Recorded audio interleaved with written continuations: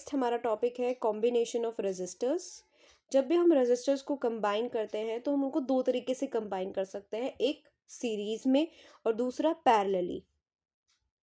तो पहले हम सीरीज कॉम्बिनेशन के बारे में पढ़ लेते हैं। सीरीज कॉम्बिनेशन में क्या होता है कि हम रेजिस्टर्स को कनेक्ट करते हैं एक के बाद दूसरा, मतलब ऐसे ऐड ऑन में हम उनको कंबाइन करते हैं। जैसे कि आप यहाँ पे देख सकते हो इस इमेज में भी, जैसे R1 है, ये आपके पास रेजिस्टर है, R2 है, ये रेजिस्टर है, और R3 है, ये रेजिस्टर है। ये आपके पास तीन रेजिस्टर्स दिए हैं। ये हमने कैसे लगाए हैं, एक के बाद दूसरा ऐसे हमने इनको कनेक्ट किया है, पहले फर्स्ट, फिर सेकेंड, फिर थर्ड। ठीक है, इनको हमने कैसे कनेक्ट किया है, सीरीज में कनेक्ट किया है। इसी को हम बोलते हैं सीरीज में कनेक्ट करना। तो इस तरीके से जब हम इनको रेजिस्टर्स को कंबाइन करते हैं तो इनकी जो टोटल रेजिस्टेंस आती है उसको हम कैसे कैलकुलेट करते हैं, कैसे फाइंड करते हैं। तो जितने भी आपके टोटल रेजिस्टर्स है ना, उन सबको हम सम कर देते हैं। तो सम ऑफ द टोटल रेजिस्टर्स है ना, जितने रेजिस्टर्स आपके पास गिवन है उन सभी का जब आप सम कर दोगे, सम ऑफ द गिवन रेजिस्टर्स, आपके पास टोटल रेजिस्टर्स निकल कर आ जाएगी, वो उन सबका सम होगा। तो इन सब की टोटल रेजिस्टेंस हम कैसे निकाल सकते हैं, इन सबको ऐड करके। ठीक है, जब हम इन सबको ऐड कर देंगे, टोटल रेजिस्टेंस हम कैसे फाइंड करते हैं इसकी, इन सबको ऐड करके। सिंपली आप इनको क्या कर देंगे, ऐड कर देंगे। जैसे आपके पास यहाँ पर एक एग्जांपल हमने लिया है। फॉर एन एग्जांपल आपके पास फर्स्ट रेजिस्टेंस जो है वो 2 ओम है, सेकंड जो है वो 3 ओम है, और फोर्थ जो है थर्ड जो है वो आपके पास 5th ओम है। जब आप इन सबको ऐड करते हो तो आपके पास क्या आ जाएगा, टोटल आपके पास आ जाएगा 10 ओम, है ना। तो टोटल रेजिस्टेंस हमारे पास क्या हो गई, जो ये सीरीज में कनेक्ट किए हैं इनकी कितनी हो गई, 10 ओम हो गई। अब सीरीज में कनेक्ट करने के कैरेक्टरिस्टिक्स क्या हैं, क्यों ही हम सीरीज में कनेक्ट करते हैं रेजिस्टर्स को, क्यों। First point, same current flow. जब भी रेजिस्टर्स को हम सेम सीरीज में कनेक्ट करते हैं तो इससे क्या होता है, सेम करंट फ्लो करता है। जितना करंट सप्लाई हो रहा है यहाँ पे, जितना भी करंट सप्लाई हो रहा है वो सारा सेम जाएगा सभी रेजिस्टर्स में। वोल्टेज जो है वो डिवाइड हो जाएगी। ठीक है, दैट मीन्स पोटेंशियल डिफरेंस जो है वो डिवाइड हो जाएगा। फॉर एन एग्जाम्पल, अगर हम सोच लेते हैं 220 वोल्ट जो है वो हम सप्लाई कर रहे हैं इन सभी रेजिस्टर्स को, इस पूरे सर्किट को हमने 220 वोल्ट दिए। तो ये जो 220 वोल्ट है ये तीनों के पास, तीनों रेजिस्टर्स के पास क्या हो जाएगा, डिवाइड हो जाएंगे। इनको डिवाइड होके प्रॉपर मिलेगा, किसी को 100, किसी को 50 मिल गया, किसी को ऐसे ही डिवाइड होके मिलेगा। नेक्स्ट हम अब इसकी डेरिवेशन देखेंगे कि टोटल रेजिस्टेंस का हमारे पास ये फॉर्मूला कैसे आया। तो अभी हमने क्या बताया कि जो वोल्टेज है वो तीनों में डिवाइड हो जाएगी, तीनों रेजिस्टर्स के पास डिवाइड हो जाएगी। दैट मीन्स कि जो टोटल वोल्टेज होगी, टोटल वोल्टेज क्या होगी, तीनों का सम होगी, तीनों रेजिस्टर्स की वोल्टेज का सम होकर ही हमारे पास टोटल वोल्टेज बनेगी। मान लेते हैं इसके पास V1 वोल्टेज गई, इसके पास V2 वोल्टेज गई, इसके पास V3 वोल्टेज गई। तो टोटल वोल्टेज जो है वो तीनों के पास कितनी हो जाएगी, टोटल वोल्टेज तीनों के पास कितनी हो जाएगी, V। तो पूरे सर्किट में तीनों रेजिस्टर्स के पास टोटल वोल्टेज जो है वो सप्लाई हो रही है, वो इनको मिल रही है। सीरीज कॉम्बिनेशन में क्या होता है कि वोल्टेज डिवाइड हो जाती है। ठीक है, तो जो टोटल वोल्टेज है वो तीनों का सम होगी। ठीक है, इस तरीके से तीनों का सम रहेगी। अब ओम्स लॉ के अकॉर्डिंग हमारे पास ओम्स लॉ क्या कहता है, potential difference is directly proportional to current. तो V is equals to IR।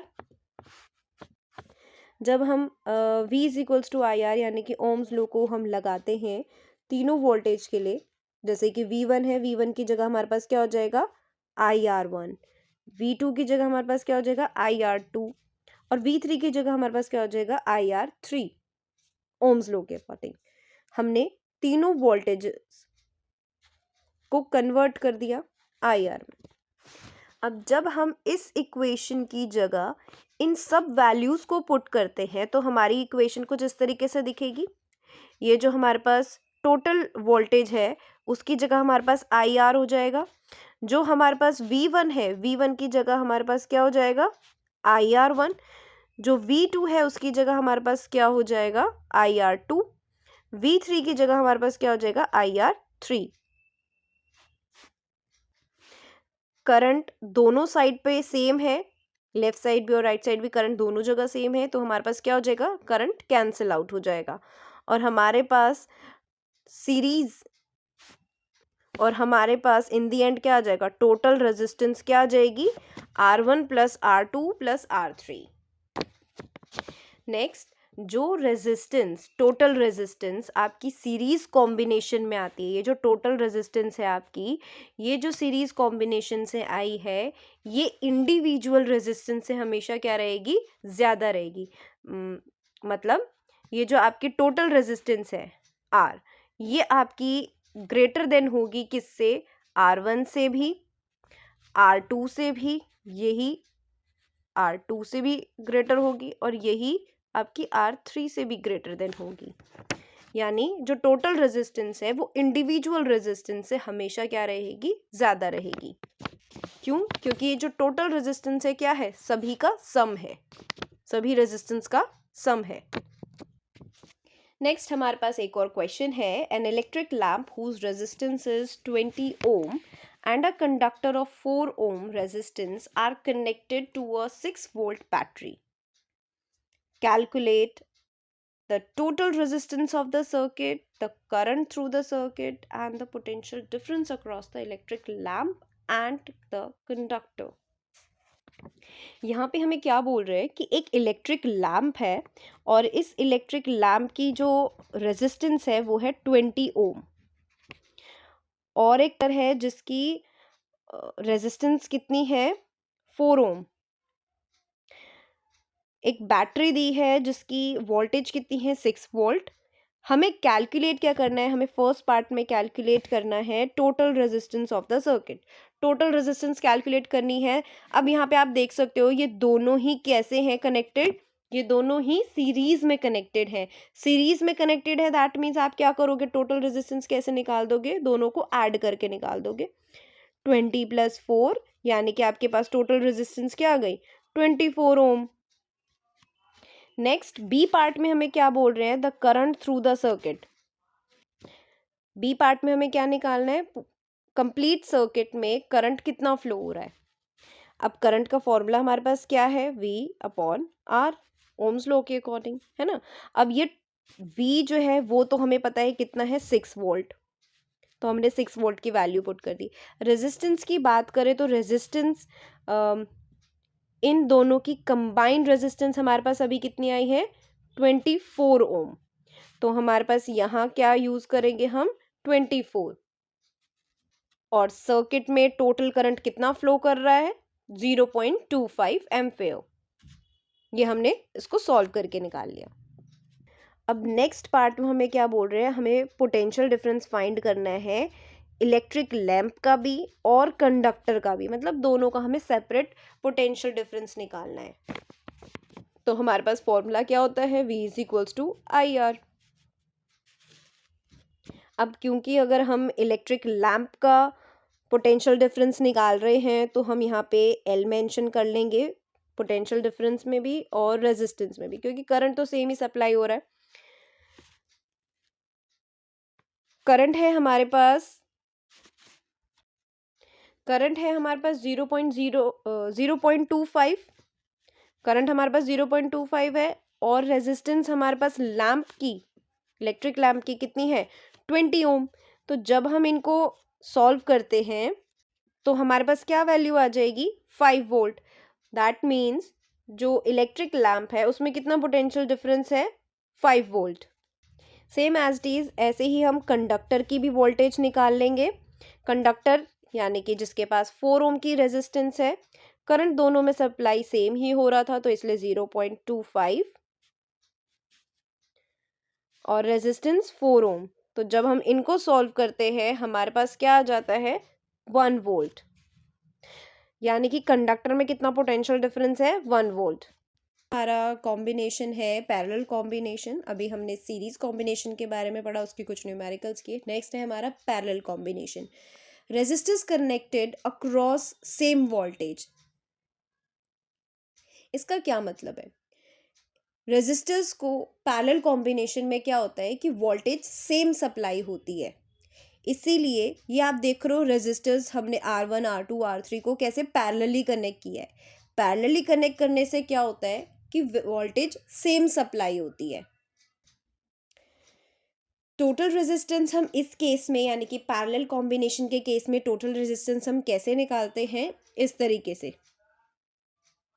क्योंकि ये पैरेलली कनेक्ट हैं तो इसलिए हम इनको डायरेक्ट ऐड नहीं कर सकते, हमें इनको फ्रैक्शन में ऐड करना होता है। एक एग्जाम्पल से समझ लेते हैं इस फॉर्मूले को हम कैसे यूज़ करेंगे। जैसे कि आपके पास टोटल रेजिस्टेंस आपको फाइंड करनी है और आपके पास R1 जो है वो दिया हुआ है 6 ओम, R2 जो है वो आपको 3 दिया हुआ है। तो हम इसको कैसे फाइंड करेंगे? एलसीएम लेकर हम इसको फाइंड करेंगे। ठीक है, इस तरीके से आपके पास R की वैल्यू 1/R की वैल्यू आपके पास क्या आ गई? 1/2 आ गई। और जब हम इसको क्रॉस मल्टीप्लाई करके वैल्यू फाइंड करते हैं, हमारे पास क्या आ जाएगा? 2 ohm. Next, why parallel in homes, यानी कि हमें पैरेलल कॉम्बिनेशन की जरूरत क्यों है? क्योंकि जब सीरीज कॉम्बिनेशन है तो हमें पैरेलल कॉम्बिनेशन की क्या जरूरत है? क्योंकि पैरेलल कॉम्बिनेशन में क्या होता है, सेम वोल्टेज सप्लाई होती है सभी अप्लायंसेस को। सीरीज कॉम्बिनेशन में क्या हो रहा था कि वो एक वोल्टेज ही सभी रेजिस्टर्स में डिवाइड हो जाती है, लेकिन जो पैरेलल कॉम्बिनेशन होता है उसमें क्या होता है, उसमें सभी अप्लायंसेस को सेम वोल्टेज मिलती है। एक एग्जांपल से समझते हैं। For an example, series combination है, ये आपके पास एक रेजिस्टर है, ये आपके पास दूसरा रेजिस्टर है।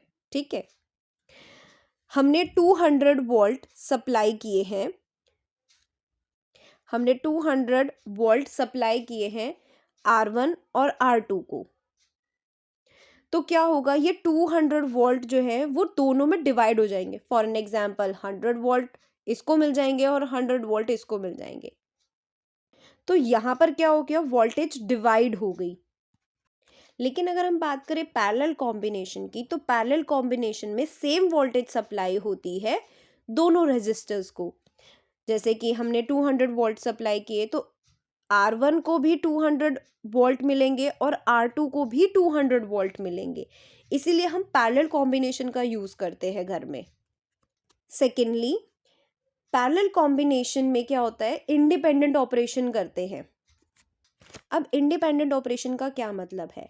मतलब अगर एक अपरेटस या एक इक्विपमेंट, एक ऑब्जेक्ट खराब हो जाता है, डैमेज हो जाता है, तो बाकी जितने भी मटेरियल हैं, ऑब्जेक्ट्स हैं, उन सब पे उसका कोई असर नहीं होता। फॉर एन एग्जाम्पल, आपके घरों में लाइट आ रही है, ठीक है, अगर एक बल्ब फ्यूज हो जाता है, एक इलेक्ट्रिक बल्ब आपके घर में फ्यूज हो गया है, तो उसका असर इलेक्ट्रिक फैन पे नहीं पड़ रहा है ना, या बाकी घर के जो भी फैंस हैं या बल्ब हैं उन पे नहीं पड़ रहा है।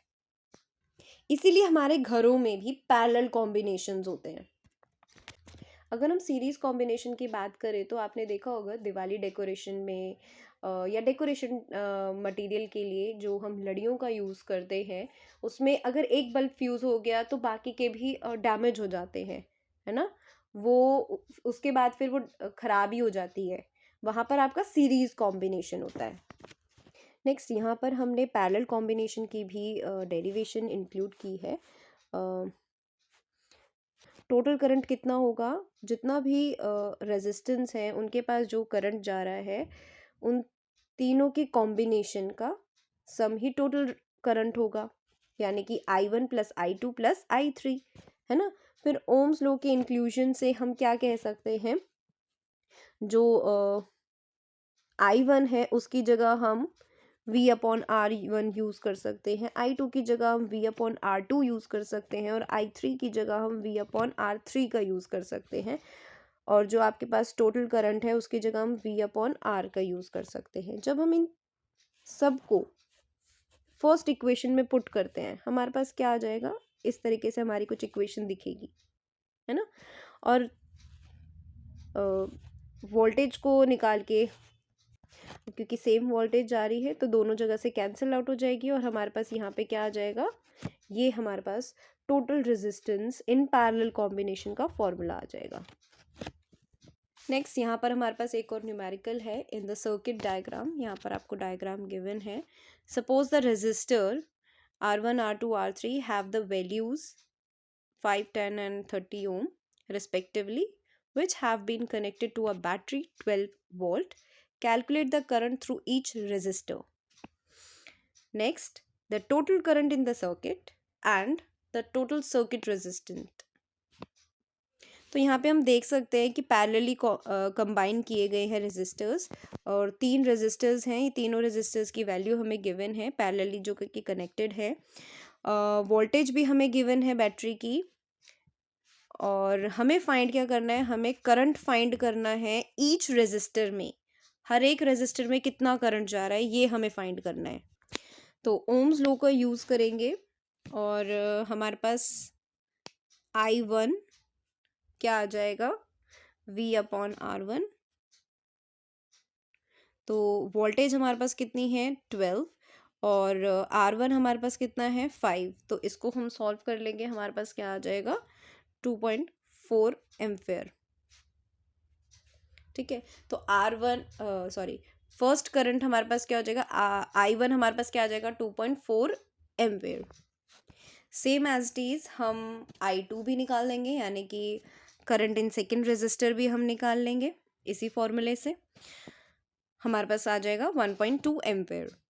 सेम एज इट इज हम I3 यानी कि थर्ड रेजिस्टर में कितना करंट जा रहा है वो भी हम फाइंड कर सकते हैं।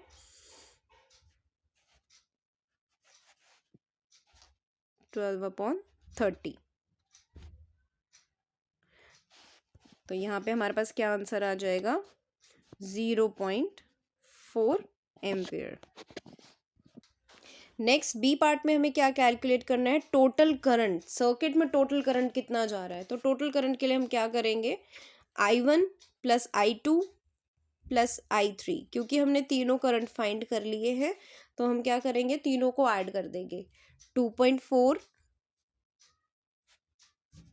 प्लस 1.2 प्लस आपके पास 0.4, तो हमारे पास क्या वैल्यू आ जाएगी, तो हमारे पास वैल्यू आ जाएगी 4 एम्पेयर। यानी कि टोटल करंट जो है वो कितना है 4 एम्पेयर।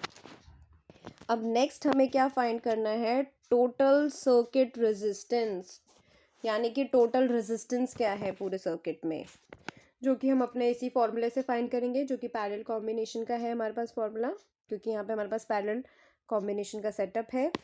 वैल्यूज़ पुट कर देंगे। नेक्स्ट इस तरीके से आप जब उसमें वैल्यू पुट कर दोगे तो आपके पास सॉल्व करने पर वैल्यू आ जाएगी 1/R इज इक्वल्स टू 1/3। तो क्रॉस मल्टीप्लाई करके आपके पास क्या आंसर आ जाएगा 3 ओम। यानी कि जो टोटल रेजिस्टेंस है वो आपके पास कितनी आ जाएगी 3 ओम। नेक्स्ट हमारे पास एक और क्वेश्चन है जिसकी फिगर हमारे पास यहाँ पर दी हुई है। हमारे पास डिफरेंट टाइप्स ऑफ रेजिस्टेंस यहाँ पे दिए हुए हैं and our 12 volt battery is connected to the arrangement. Calculate, हमें क्या कैलकुलेट करना है, टोटल रेजिस्टेंस। सर्किट में टोटल रेजिस्टेंस कितनी है ये कैलकुलेट करना है, और टोटल करंट कितना जा रहा है। ठीक है, तो पहले ए पार्ट सॉल्व करते हैं, टोटल रेजिस्टेंस कितनी है। टोटल रेजिस्टेंस फाइंड करने के लिए हम क्या करेंगे, पहले इनको सॉल्व कर लेंगे और फिर इनको सॉल्व कर लेंगे। ये पैरेलली कनेक्टेड है